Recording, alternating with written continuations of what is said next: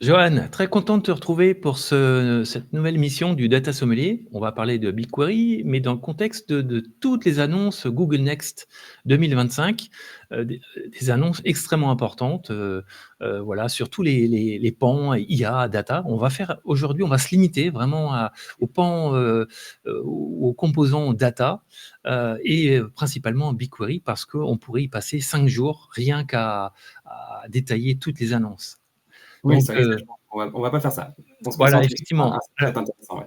Pour partager un petit peu avec, les uns les autres, Google Next, en fait, voilà, c'est plusieurs sujets et je mets ici en avant, Sanjeev Mohan, qui est un analyste américain qui a fait un petit graphe de tous les sujets évoqués lors du Google Next et donc je trouve ça assez impressionnant, hein, puisque ça touche, de l'infra à la database en passant par l'analytics et les plateformes AI évidemment, ça c'est le gros buzz, et donc on va vraiment s'attaquer à un tout petit bout de ça, mais qui est quand même super important, qui est la partie, BigQuery. Ça marche. Voilà Et c'est le et projet, on va essayer de faire ça en une demi-heure, ça va être sportif. voilà, c'est ça et puis quand même, allez, le petit slide que j'avais remarqué qui m'a, choqué en bien. Allez, c'est quand même ça, à un moment donné, dans la Google Next, en fait, il y a cet épisode où on comprend que, ben, Google BigQuery, c'est pas mal utilisé quand même. Ah oui, c'est en effet plutôt utilisé. Alors, il y a plusieurs raisons à ça. Déjà, il y a tous nos clients qui utilisent notre ads plateforme qui ont un pont direct vers BigQuery, par exemple à partir de GA ou des solutions comme ça. Donc ça peut être, par défaut utilisé majoritairement par beaucoup d'entreprises et puis au-delà de ça, si on regarde ne serait-ce que la France, c'est vrai que BigQuery, c'est beaucoup, beaucoup utilisé par le retail, qui est enfin majoritairement utilise BigQuery dans le luxe aussi, par exemple. Des grands comptes industriels français, les telcos en France, beaucoup d'alternatives, maintenant des assureurs qui nous font de plus en plus confiance, pour gérer toutes leurs données d'entreprise avec BigQuery, ouais. Ouais, effectivement, c'est des choses qu'on savait pas forcément, hein, comme ça en termes de volume de nombre de clients. Donc là, voilà, tu as préparé, quelques slides, on va essayer de les parcourir, où en fait, tu illustres, où tu mets en avant les features, les nouvelles features de BigQuery. Mais tu repars de la base, hein, tu réexpliques un petit peu ce que c'est que BigQuery, son Ouais, histoire. je pense que c'est important de redonner un peu d'historique. BigQuery qui est maintenant de plus en plus connu, mais je pense que c'est bien de repasser dessus. Donc BigQuery qui est en fait issu d'une solution qu'on utilise chez Google en interne. C'est vraiment la solution pour faire de la data analytics au sein de Google en interne, qu'on a rebrandé et repackagé pour en faire une solution B2B sous la forme de BigQuery au sein de notre cloud provider. Parce qu'on est certes un fournisseur de cloud, de machines et d'infra, mais on est aussi un éditeur de solutions logicielles qui sont celles qu'on utilise pour faire de la data à l'échelle chez Google. Et BigQuery est né de tout ça. Et BigQuery, donc, qui est nativement entièrement serverless, donc qui a été designé depuis l'infrastructure pour être serverless, ce qui est assez unique aujourd'hui sur le marché. Toutes les autres solutions se basent sur des VM et de l'autoscaling. Nous, c'était vraiment été créé depuis l'infra pour faire de la data. Ouais. Cette solution-là, bon, elle a plein d'avantages en termes de TCO, en termes de perf et compagnie. Je ne vais pas te faire un pitch marketing du truc. Mais elle a beaucoup évolué. Et c'est un peu ça, on va dire, le nerf de la guerre de cette session, c'est voir un peu vers où elle va et les dernières annonces qui viennent changer un peu son fondement. Parce qu'à la base, c'est un système data massivement parallèle, massivement distribué sur des fichiers, mais pour le rendre plus digeste et compréhensible pour le monde de l'entreprise, on l'a brandé un peu comme un data warehouse, qui permet Ouais. de faire du SQL à l'échelle sur de la donnée structurée. Alors certes, il est serverless, ce qui est assez différent de ce qu'on voit par ailleurs, mais on l'a brandé, on l'a mis dans cette case-là de data warehouse, alors qu'à la base, c'est vraiment un système massivement parallèle basé sur des fichiers. D'accord. Rappelle-nous, l'année de naissance environ de BigQuery? Bah ça, la gestation a été longue parce qu'il a commencé à s'appeler Dremel, puis Google C'est SQL ça. en interne chez Google depuis 2005. C'est vraiment depuis 2013, on va dire, qu'il est disponible assez largement. Il avait une interface un peu Gmail à l'époque, voilà, et avant son intégration dans Google Cloud Platform. Ouais, donc 12 ans d'existence ou de prod, enfin de 12 ans de customer facing, j'allais dire. C'est ça, disons 2011 si on prend les premières instances aussi. Donc ça fait quelques années qu'il est là, et puis même avant tout ça, ça faisait déjà 10 ans qu'il était déployé à scale chez Google. D'accord. Et donc, on le fait évoluer beaucoup. Donc, de ce mandat un peu données structurées / SQL qu'on lui donnait initialement, on l'a déjà fait évoluer quand on lui a permis de faire des requêtes fédérées sur de la donnée non structurée qui peut être sur un Google Cloud Storage, par exemple, voire même sur de la donnée qui est sur d'autres cloud providers, sur S3, sur ADLS2, pour rendre possible ce pattern où on fait un hybride entre du SQL et d'autres moteurs de processing sur des fichiers et sur des tables. On a aussi intégré les champs JSON, par exemple, pour rendre ça un peu plus, au-delà des champs structurés de BigQuery, pour être moins déterministe, on va dire, sur les schémas. Et petit à petit, on continue dans cette mouvance-là. À Next, on a annoncé les tables multimodales, donc qui vont au-delà de juste créer une table sur un bucket de fichiers, mais vraiment d'intégrer au sein d'une table structurée une colonne qui peut être par exemple des PDF, ici par exemple des sons et d'autres types de données. Ce qui jadis c'était assez peu utile en soi. Maintenant qu'on a les moteurs AI, et je reviendrai dessus, pour processer ça directement in situ au sein de la plateforme, ça devient de plus en plus intéressant. Donc on ouvre vraiment BigQuery à tout type de données et on l'intègre pour pouvoir gérer le structuré et le non structuré de façon totalement homogène. Ouais, donc là, ça empiète même un peu sur le NoSQL du coup, quelque part, avec les fichiers JSON en standard. Ouais, alors les fichiers JSON, finalement, ça devient juste la donnée la plus structurée parmi la non structurée. Quand on voit qu'on peut mettre des PDF, des images et d'autres joyeusetés là-dedans, clairement, ça empiète un peu sur le serving de documents, carrément, voire sur le NoSQL, mais à vocation analytique. Et c'est là, je pense qu'il faut tracer le trait. Ça n'invalide pas le besoin d'un Elastic ou d'un Mongo pour faire, ou d'un Cassandra, etc., pour récupérer de la donnée extrêmement rapidement, faire du fuzzy matching et des choses comme ça en O2.1.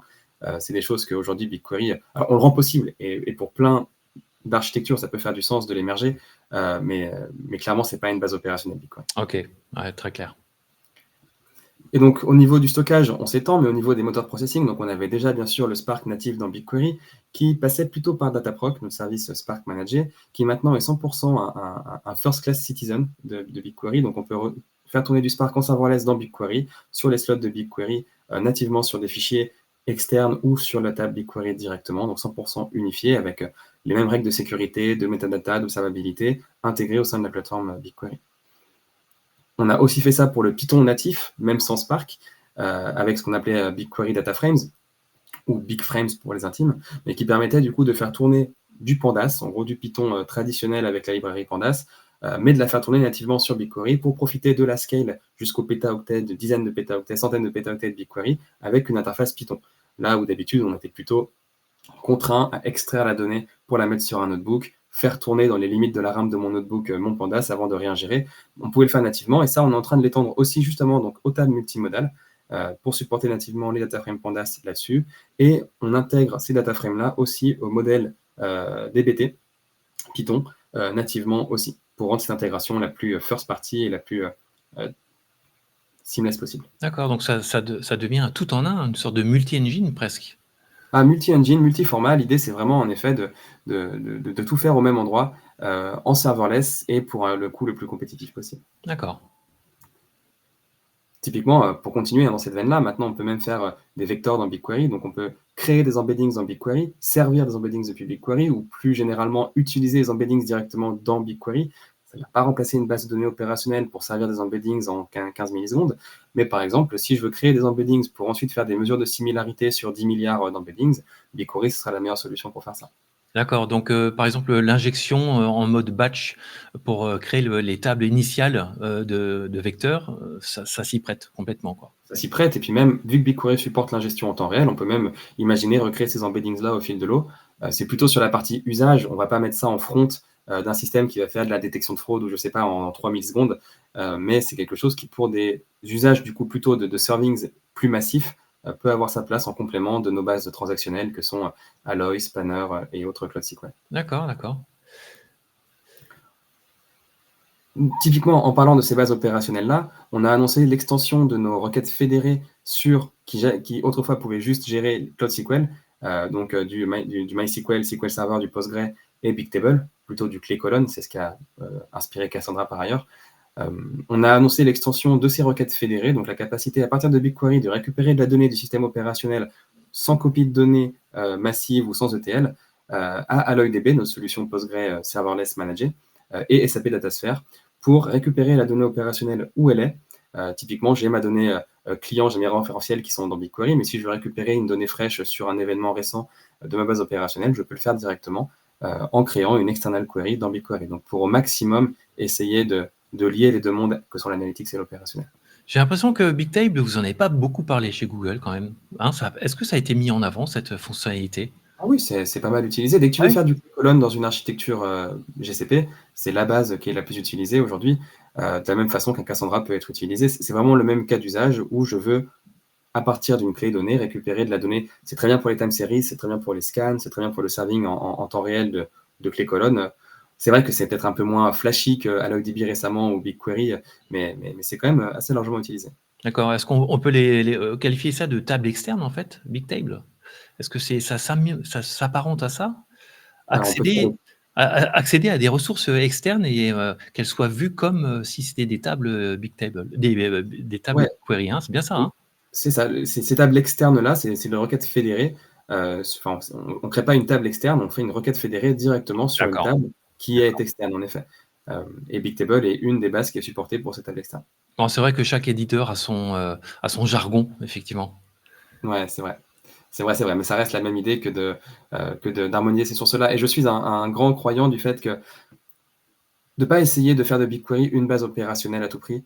C'est une base analytique et c'est très bien comme ça. Et l'idée, c'est qu'on a des très très bonnes bases opérationnelles à côté. Et je préfère qu'on ait des meilleurs ponts possibles et la meilleure synergie entre ces deux mondes-là, plutôt que d'essayer de tout mettre dans une seule solution. Enfin, c'est quand on a un marteau, tous les problèmes ressemblent à des clous. C'est une solution qui me va pas forcément. Je préfère me dire qu'on a le meilleur outil pour chaque besoin, mais qu'il est facile au sein d'une même boîte à outils d'interagir entre les deux. Ce Ah qu'on rend d'accord. d'ailleurs encore plus facile maintenant, dans l'autre sens aussi. Donc, on a annoncé justement un Next, l'année dernière, mais maintenant c'est en JA, les Continuous Queries.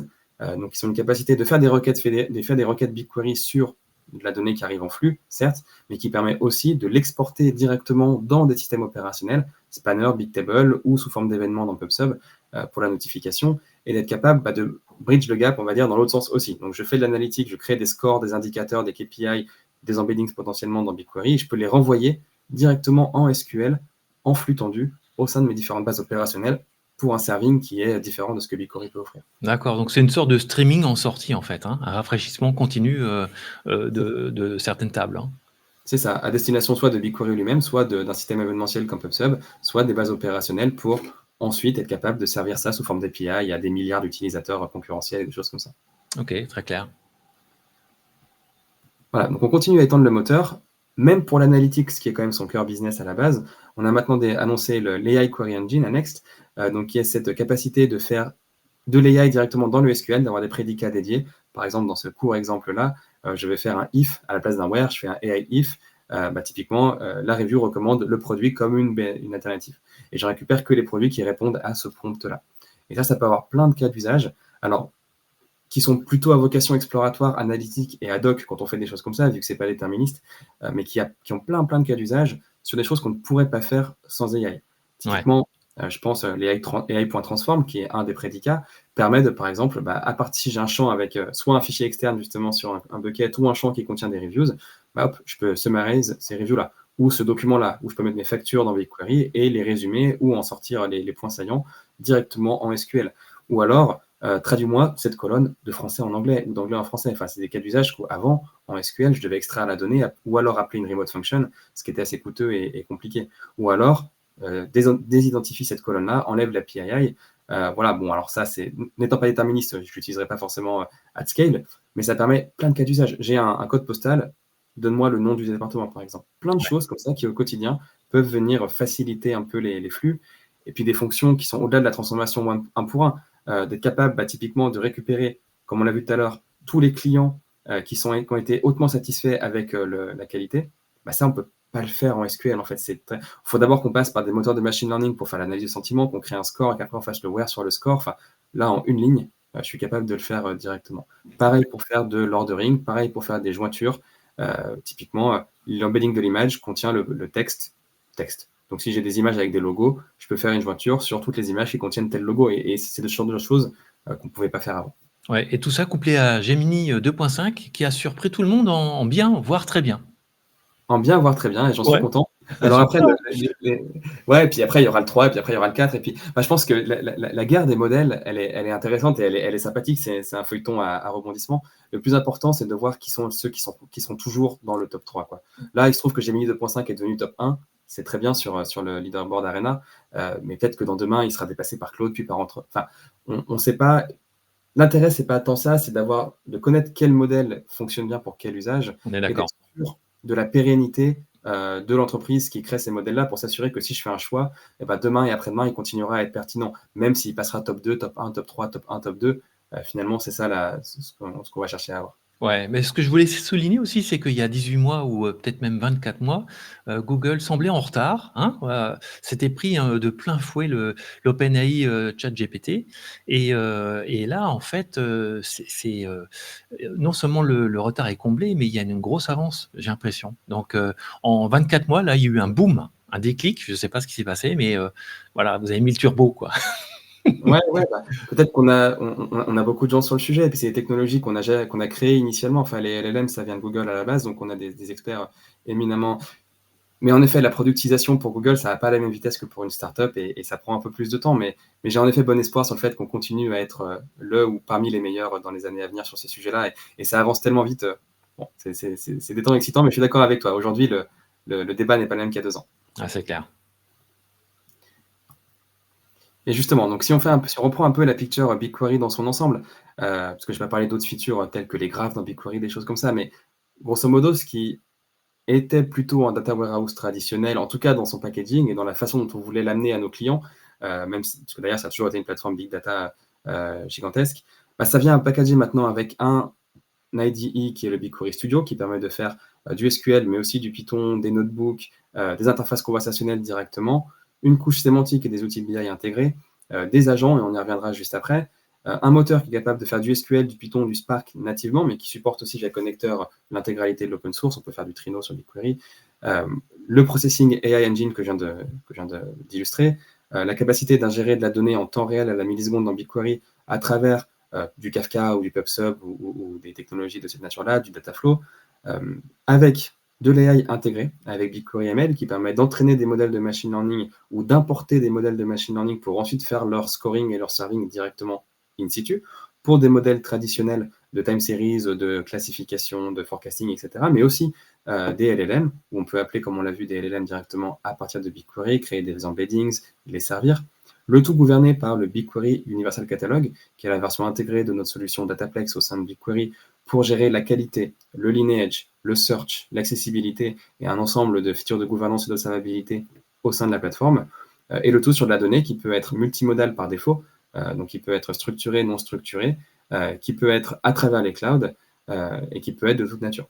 Donc c'est ça la picture BigQuery en 2025, le tout en restant serverless et automatisé, avec un assistant agentique pour nous aider à développer, à créer du SQL et différents codes de façon unifiée et la plus flexible et cheap possible. C'est Ouais, aussi un d'accord. BigQuery que Donc d'être le plus accessible de possible. de la base au lab Data Warehouse à une véritable plateforme, tout en un, intégrée.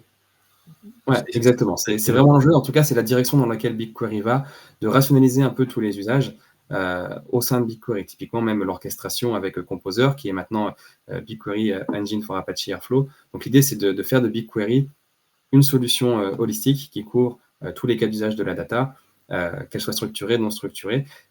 Ce qui, en vrai, elle faisait déjà à l'époque, mais c'était un peu fragmenté à travers différents. Il fallait la donner dans GCS ou dans BigQuery, il fallait Composer et Dataproc et BigQuery. Le branding était un peu partout. Là, c'est vraiment centralisé sur BigQuery maintenant et notre volonté de continuer à augmenter les cas d'usage et les features de BigQuery à l'avenir, de plus en plus en tout cas. Et d'ailleurs, on a des annonces.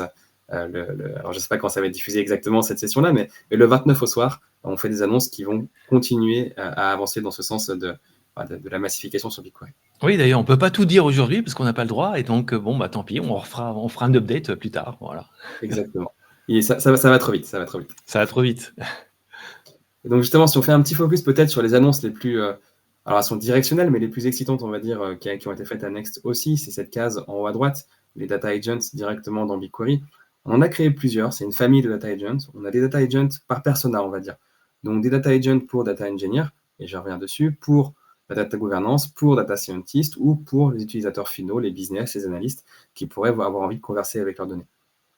Si je les prends un peu dans l'ordre, on a commencé par annoncer donc ce Data Engineering Agent qui capitalise sur des fonctionnalités existantes de BigQuery, que sont Data Canvas par exemple, ou Data Preparation, donc qui permettent à des gens qui connaissent bien la donnée d'interagir avec cette donnée-là pour créer des flux de données en langage naturel petit à petit pour créer un flux, voir les requêtes SQL générées, potentiellement les adapter, parce que c'est vraiment fait pour des data engineers, pour avoir un flux end-to-end et pour aider à la création soit de la recherche d'insights, soit à la création de flux, qui d'ailleurs vont créer des pipelines intégrés avec BigQuery Pipelines, donc notre version managée, on va dire un peu Dataform type DBT, ou qu'on peut exporter en notebook a fortiori.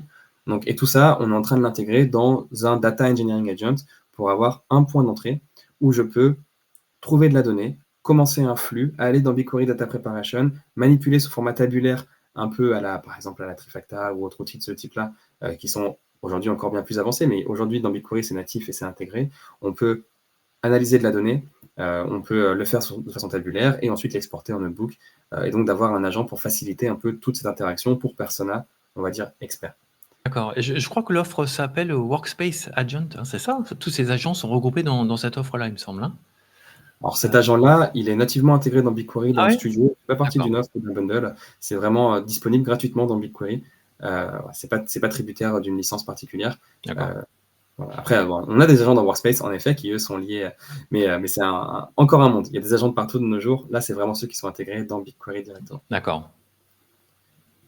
On a la même chose pour la data governance, donc qui va s'intégrer avec notre Universal Catalog pour être capable de faire de la discovery, d'être capable de détecter des problèmes de qualité et de les résoudre directement. En tout cas, de donner une interface beaucoup plus agentique à notre produit Dataplex et Universal Catalog pour être capable de poser des questions, trouver des assets et résoudre des problèmes de data quality directement en langage naturel.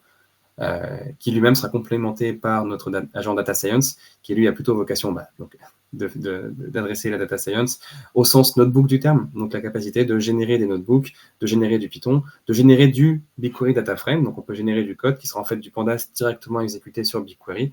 Ça permet pas mal aux gens de mettre le pied un peu à l'étrier et d'arrêter d'extraire de la donnée et de générer des notebooks, de faire des différentiels et de venir optimiser petit à petit la qualité du code qui est produit. D'accord. On est d'accord que sur la partie gestion enfin, de la gouvernance, ça reste à un niveau de métadonnées techniques, hein? Donc des Ouais. schémas, etc., des structures, des modèles, hein?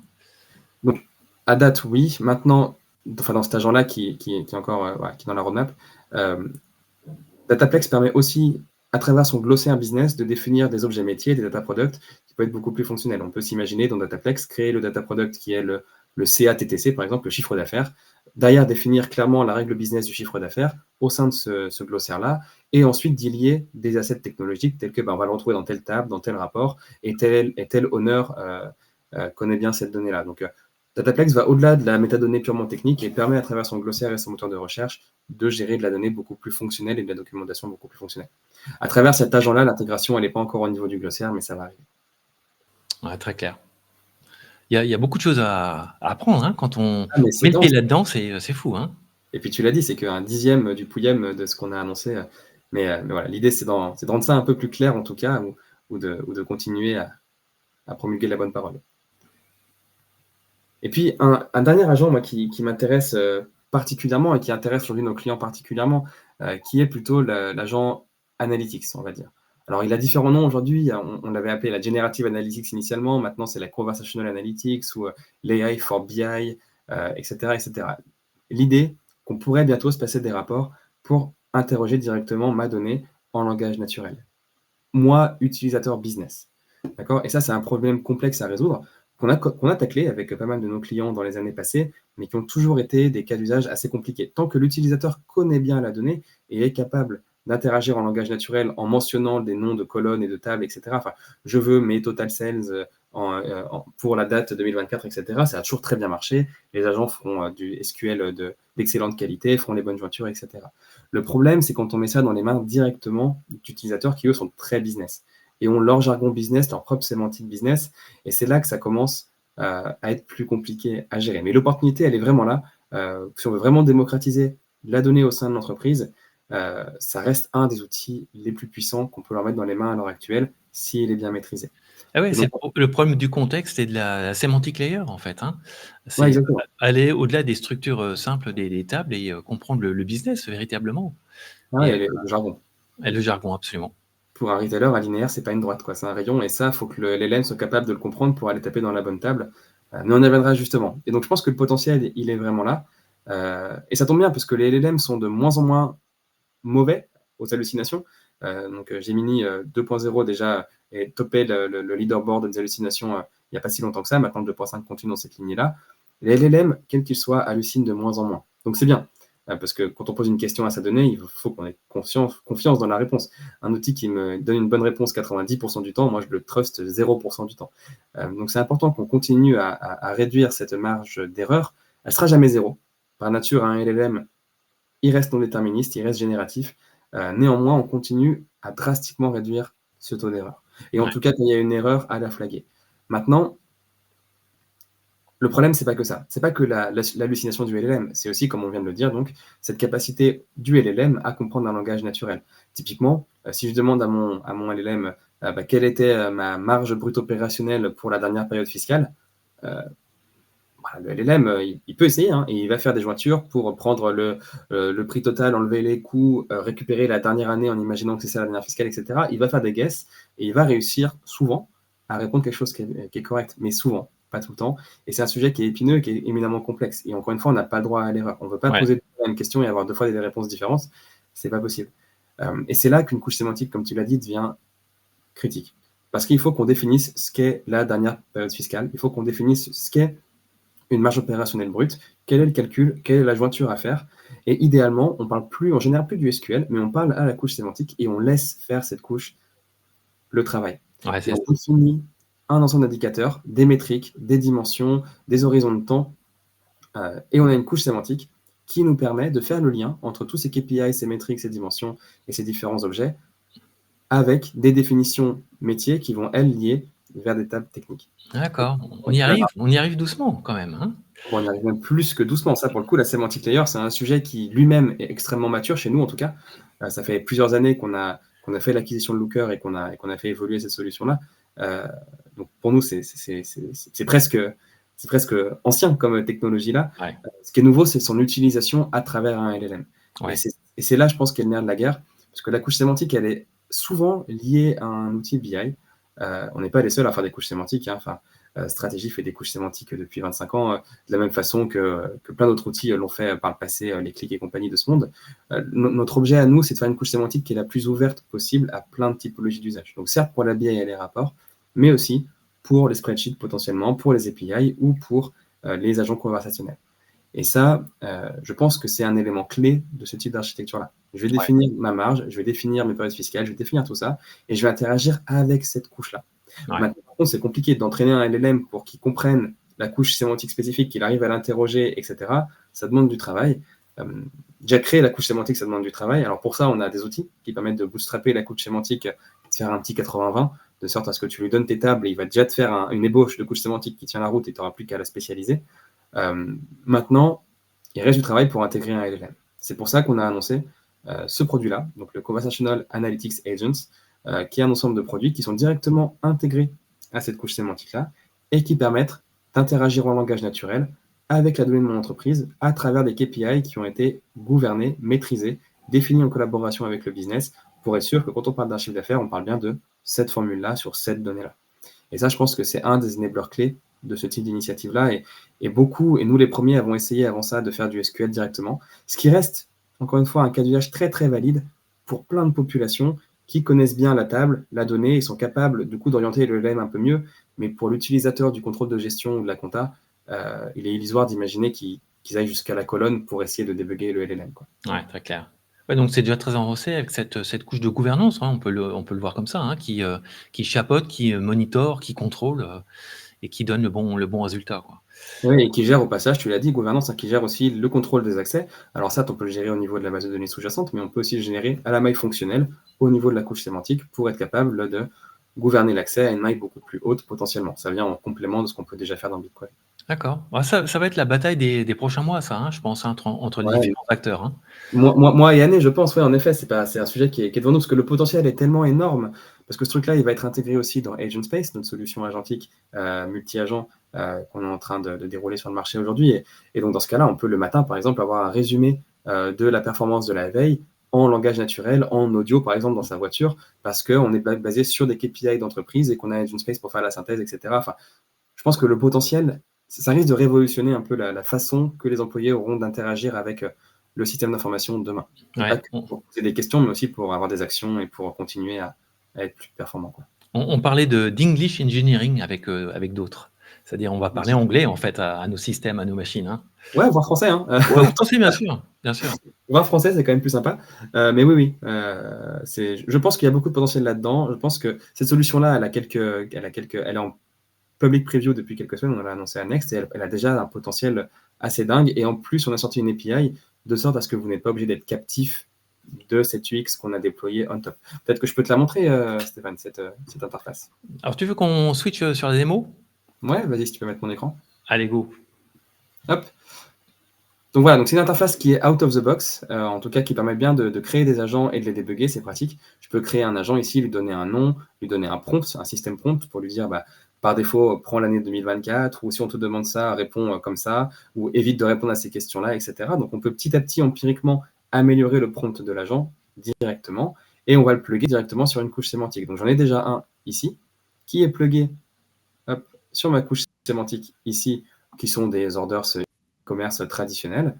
Et à partir de là, avec un prompt par défaut, et à partir de là, je peux créer et il me crée une interface conversationnelle traditionnelle où, par exemple, j'ai déjà interagi pas mal avec lui et je peux lui demander, par exemple, hop, je peux en faire sur une page blanche, par exemple. Hop. Là-dessus, je peux lui poser la question, je sais pas moi, un adieu en français. Hop. Quelles sont mes 10 marques les plus profitables en 2024, par exemple? Et là, profitable, par exemple, si je lance un LLM traditionnel, souvent il arrivera à trouver la bonne colonne. Mais là, au moins, je suis sûr que j'ai défini que la profitabilité, c'était les marges, et que les marges, c'est défini comme ça au sein de ma couche sémantique pour être sûr, derrière, qu'il me répond en temps et en heure à la bonne question. Ouais, Et donc, super. je m'a traduit ici, quelles sont les 10 marques les plus profitables en 2024, et il me sort typiquement que c'est Levi's, Ray-Ban, Columbia, etc. Il peut me créer des graphiques directement, je peux lui demander ensuite, je peux interagir, c'est un multi-turn, donc je peux petit à petit affiner mon analyse pour arriver jusqu'à typiquement un graphe ici qui me montre que c'est plutôt Levi's par rapport aux autres. Ouais. Je peux lui donner des insights en plus pour qu'il me fasse un résumé directement. Donc là, il a pas fait ce que je l'ai fait en français et que le français n'est pas officiellement supporté encore, donc les insights ne marchent pas, mais le LEM lui-même en tout cas fonctionne en français. Ouais. D'où l'intérêt de bien travailler sa couche sémantique pour lui, pour, se donner Ouais. le plus de chances possible d'avoir un résultat, parfait, hein. Exactement, et c'est illusoire d'imaginer qu'un LLM sera 100% accurate si on ne fait pas ce travail-là. Et c'est un travail, et on peut le faciliter justement en générant, grâce à la LLM, cette couche sémantique dans sa première instance, mais c'est illusoire d'imaginer pouvoir s'en passer, je pense encore aujourd'hui, et peut-être que demain, ça sera de plus en plus... on est en train de travailler là-dessus, côté Google aussi, avec des solutions qui analysent les logs, qui analysent les requêtes les plus fréquentes pour dériver des relations entre les tables et pour venir influencer le LLM. Ça restera erreur prone, même si ce sera de meilleur en meilleur, je pense qu'une couche sémantique devient plus intéressante. Et puis on peut interagir, et puis vu que là je suis vraiment sur de la donnée de détail, donc c'est pas préagrégé, donc si je le fais par exemple, seulement au UK par exemple, il garde le contexte, il va me répondre et je peux faire du moins, parce que j'ai accès à la donnée de détail sous-jacente et j'ai pas besoin de tout agréger sous forme de cube. Et donc ça, en termes d'expérience utilisateur, ça va soulager beaucoup les équipes analytics qui pourront se concentrer justement à définir une couche sémantique propre et à créer ce genre d'expérience. Ouais, et puis le reporting, BI va devoir être revisité, parce qu'on va plus avoir besoin de ces dashboards statiques forcément, enfin pas tous du moins, et on Ouais, pas tous. pourra, on pourra C'est pas la déléguer mort du beaucoup reporting. de questions à des questions ad hoc, comme ça, ouais. Moi, je pense que ça va soulager beaucoup le cas d'usage reporting où on crée un rapport pour chaque besoin. Je pense que ça va aussi améliorer la gouvernance parce qu'il y aura plus 13 rapports qui cherchent plus ou moins la même donnée et qui l'exposent de façon différente avec des erreurs potentiellement. Donc, je pense que c'est une bonne nouvelle pour le monde du reporting, en ce qu'on va pouvoir vraiment se concentrer sur le reporting d'entreprise cœur, schedulé, pour que le CEO le lundi matin ait ses rapports. Donc, le reporting n'est pas mort, mais je pense que ça va venir répondre à plein de problématiques que le reporting aurait du mal à gérer en temps et en heure. Là, ici, j'ai ma réponse en quelques secondes si je veux itérer, plutôt que de demander à des analystes de me recréer la chose. Ouais, très clair. Bon, la démo, est très claire, hein. On lui parle en Ça, c'est anglais, là en aujourd'hui. français, puis voilà, tu as ton rapport qui sort, Ça, c'est nickel. là aujourd'hui et c'est APIisé, donc on peut l'intégrer dans n'importe quel type d'expérience et portail d'intranet. Et puis surtout, cette couche sémantique, elle est ouverte. Donc une fois que je l'ai créée, si je veux y avoir accès à travers une spreadsheet, par exemple, sheets.new, c'est cadeau si vous ne le connaissiez pas, on peut ici, par exemple, se connecter à ma couche sémantique. Hop, je récupère celle que j'ai l'habitude d'utiliser. Hop, je m'y connecte. Je récupère mon modèle. Donc là, on était sur mon cas d'usage d'e-commerce. Et là-dedans, je récupère un périmètre donné, un data domain qui est par exemple ici les orders. Et là, la même couche sémantique qui a été définie une fois de façon centrale et gouvernée pour le reste de l'entreprise, et ben ici, donc j'y ai accès, je vois tous les indicateurs tels qu'ils ont été définis, mes dimensions, mes mesures, avec le number of hands, l'average cost, qui sont plein de métriques fonctionnelles. J'ai par exemple le taux de retour, le taux de réachat, le nombre de retours par exemple. J'ai pour les produits plein d'informations, tu vois, le taux de réachat dans les 30 jours, la marge opérationnelle brute, qui sont autant de métriques hyper fonctionnelles qui ont été définies dans ma couche sémantique. Et directement là-dessus, dans une spreadsheet, je peux en faire un tableau croisé dynamique et récupérer, par exemple, pour chaque catégorie de produits, je vais mettre ça en row, tiens, ou en colonne, hop, et pour chaque distribution center, par exemple, hop, je veux avoir la marge opérationnelle brute. Ouais. Et ça, tu vois, c'est un indicateur. Moi, je veux la totale. Je peux avoir le pourcentage si je veux aussi. Hop, je fais ça, je l'exécute, et là, je tape sur la donnée de détail, des centaines de millions de lignes, et il me recalcule l'agrégat à la volée, et il va me faire un tableau croisé dynamique, la passion de encore 80% de l'entreprise, il ne faut pas l'oublier, directement, in situ, sans que j'ai besoin de faire quoi que ce soit. Et donc là, je suis dans une interface tabulaire, et donc je peux lui dire, bah, classiquement, tiens, formate-moi ça. Ça, par exemple, c'est des dollars, et puis voilà, enlève-moi des zéros pour que ce soit, j'ai mis pourcent, pardon, c'est des dollars, enlève des zéros. Et puis là, je peux faire, par exemple, ici, égale la somme de ça, etc. Quoi. Ouais. Et donc là, c'est une interface, et après, je peux le télécharger en Excel, si jamais. Mais en tout cas, j'ai une interface conversationnelle sur ma couche sémantique, certes, mais cette couche sémantique-là, elle est éminemment ouverte, et je peux aussi la consommer à partir de Power BI, Tableau et d'autres outils. Ouais. Mais ta sémantique principale, elle est centralisée, en fait. Elle Elle n'est est pas, centralisée. elle est pas dans l'outil. Alors oui, tu peux surcharger Google Sheet avec un peu de custom, mais ta logique business, elle est centralisée. Tu sais, on parle souvent de shift left. Il faut essayer de redonner, en fait, en amont, Ouais. de donner de la consistance aux données en amont. Et ben là, c'est un peu ce cas-là. Hein. Exactement, c'est de la consistance, c'est de la définition. On veut déporter la sémantique et la logique business des tables au plus proche de la base, plutôt que de la rendre captive d'un usage. Et peut-être que c'est très bien. Et il y a plein d'outils qui ont des couches sémantiques, qui ont une expérience géniale sur cette couche sémantique au sein de l'outil. Le Ouais. problème, c'est que c'est borné souvent au périmètre, aux limites de cet outil-là. Et ça peut être parfois limitant en termes d'expérience qu'on veut vouloir. Typiquement, là, je peux faire des dashboards dessus, je peux faire de la conversation analytics dessus, je peux faire des spreadsheets dessus, je peux faire des API dessus. Et c'est un petit peu plus ouvert en ce sens. Bon, bah, super, magnifique. Bah, écoute, je crois on a tout parcouru. C'est allé très vite, mais on savait qu'il y avait beaucoup de sujets. En tout cas, bon, c'est impressionnant, hein. Bon, Google, on sait que c'est une force de frappe incroyable, et ils viennent de le démontrer, hein. Google Next, Google I.O., et puis les annonces dont on n'a pas le droit de parler. Mais enfin, ça n'arrête pas depuis 2 mois, les annonces là. Hein. C'est Ah oui, sans puis arrêt. ça va continuer dans les mois à venir. Enfin, là, les rythmes se sont énormément accélérés. Je le vois depuis quelques mois, années, les rythmes de release s'accélèrent et les annonces sont de plus en plus nombreuses. Donc ça peut être difficile de suivre la trace. Et c'est un travail au quotidien que d'aider nos clients à adopter ces nouvelles technologies et ces nouvelles annonces. Et donc merci de participer à cet effort pédagogique. Mais c'est vrai que c'est compliqué. C'est compliqué quand on n'est pas que sur un cloud provider avec un ensemble de solutions, de suivre tout ce qui se passe sur le marché. C'est quelque chose qui prend du temps. Ah, c'est clair, on est allé très vite, et j'ai même oublié de te demander qui tu étais, Johan. Donc tu peux nous le repréciser si tu veux. Pas osé interrompre ton intro. Je m'occupe de nos équipes d'ingénieurs data et IA pour la France.